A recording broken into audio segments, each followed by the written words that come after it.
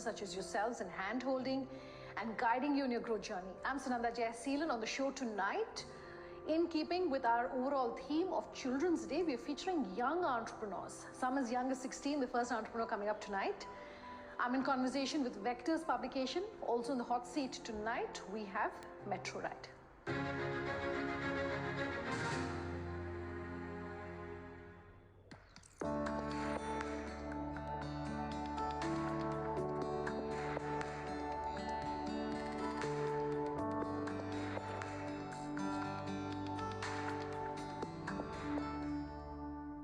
In my introduction, I was talking about young entrepreneurs, some still in their teens, who are doing successful businesses and being successful entrepreneurs. One such is the one who's joining us live here on the show, Anand Mani of Vectors Publications, here with us. Anand, good having you on the show, and congratulations on seeing success in your business so young.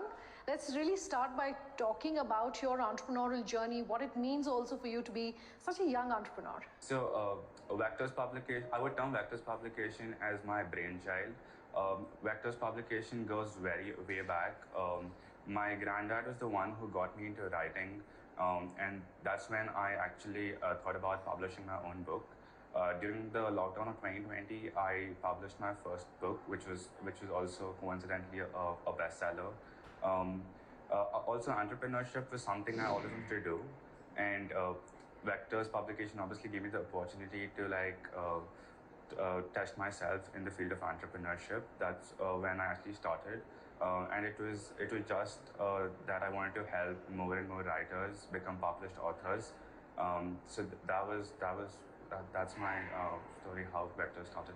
Why did you decide to start something in the publishing business, Anand? I'm very curious. Okay, so my inspiration is my grandfather, my paternal granddad, who actually was a writer in his time, and he always wanted to publish his book, which he never actually could. But then I published my book under the mentorship of him, and that's about it. It's not very often that we ask entrepreneurs to join us here on the show to talk about how they're managing work along with school or college, but I have to ask you that question about how you manage both and how you've managed to still scale your business.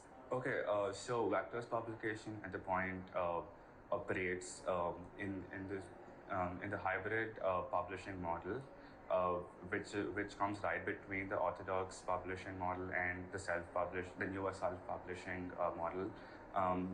We get the best of both worlds. It is very economical for the publisher, as well it is easy on the author too. And when it comes to managing school and my startup, there's allocated time for it, and I make sure I do everything right. Help us understand more on the hybrid publishing model, Anand. The hybrid publishing model comes right between, as I said, the orthodox and the self-publishing model. The orthodox or the traditional publishing model is where the publisher scouts for an author, and the self-publishing model is where the author finds for the publisher. The traditional, you don't have much control on your content when you're in the traditional mode of publishing, and it is not very pocket friendly when you're doing the self-publishing. So we came up with the hybrid publishing model, which is both economical for the publisher, which is us, and our clients, which are the authors. Finances and funding is a challenge for any entrepreneur. Is it any different for someone who's as young as you when it comes to perhaps raising funds, speaking with investors, etc.? What's that experience and journey been like? I guess it's mostly a lot of finance podcasts which I listen to. Also, we aren't dealing with a lot of finances at the point. So I do have a basic knowledge of finances through my dad. And he actually taught me about how stocks are done and all that. So I watch a lot of all the stock channels, and I do a lot of investing too. Talk to us about the process of incorporating newer authors, Anand. What's that process like, really? Okay, so as soon as we have an author on board with us, we nurture the author with our mentoring sessions. We We teach them how to cultivate the story from a manuscript to a full published book. We have in-house designers who come up with ideas for the interiors of the books, the book covers, how could they be presented better. Then we obviously have our in-house editors and proofreaders, which make sure that there's not a single error in the reader's experience. This is how we actually welcome, like we get in the authors, and like it's a whole process from which a writer actually becomes an author, which is two different terms. We've been talking about your USP, which is being someone who's so young and seen the kind of success that you have. But let's talk about your business as well and the USP of Vectors Publications. So basically, we treat the authors the best. We give our authors full creative control. They own the copyrights of all the books. We do not own any copyrights of any book published. It's all them, and we obviously have a great team, which makes the publishing experience much more better. Despite being so new, you have to keep your eye on quality. Just talk to us about how you continue to keep your eye and focus on quality. Vectors has a great distribution chain. We distribute to Amazon, Flipkart in India, and Walmart, Walmart and Barnes Noble in the US, UK, and Canada. We have books which have made it to the Amazon bestseller list, the Amazon hot book list. So definitely the content is at its best, and it's all about how good the content is. Before we end tonight's conversation, I'd want to ask you about the name of your company, Vectors. Where's the inspiration for that? How did that come about? Is there a story that you can share with us? Vectors in basic physics terms, like when you express it's magnitude into direction. The direction is what matters, and we provide direction to the writers to become authors. That's what went into naming it Vectors. How do you ensure that you're also giving back to society? Vectors Publication is partnered with numerous amount of NGOs in Bangalore. We publish books for underprivileged girls in the STEM subjects, which STEM is one of the major contenders in. And it's one of the best career fields and one of the biggest subjects in the world. We contribute by making resource books for the textbooks provided by the state government, we've distributed to 4 schools at the point, and we aim to doing it all over the state and the country soon. Our project was obviously validated by Mr. Yuvraj Malik, the director of the National Book Trust, Government of India, based in New Delhi.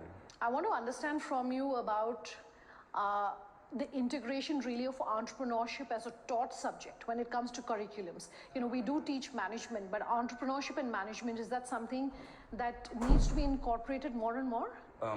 Obviously, the curriculum in India, we do not really have that much flexibility of having entrepreneurship and management subjects integrated in like the K-12 education system. But entrepreneurship plays a major role in everyone's lives unknowingly.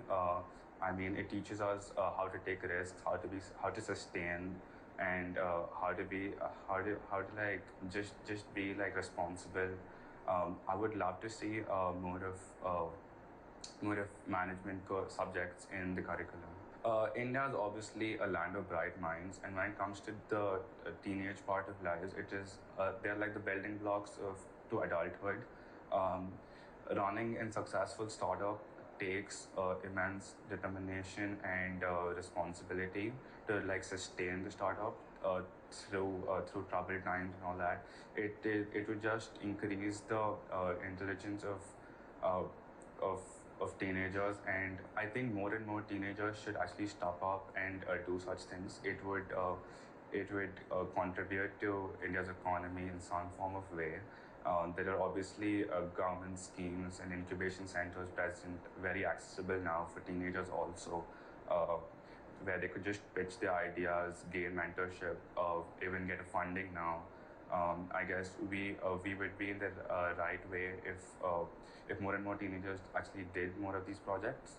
I would love to see more and more teenagers do entrepreneurship or help in some form of way.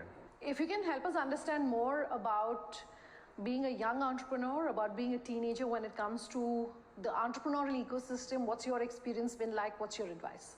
I guess it's just trust the process. There's obviously going to be a lot of problems when you start, but organically, like naturally, you're going to be a better person when you get out of the process of it, and like through the process, there are a lot of ups and downs which keep happening, and like majoritarily, you obviously have to balance it out with your academics and all that.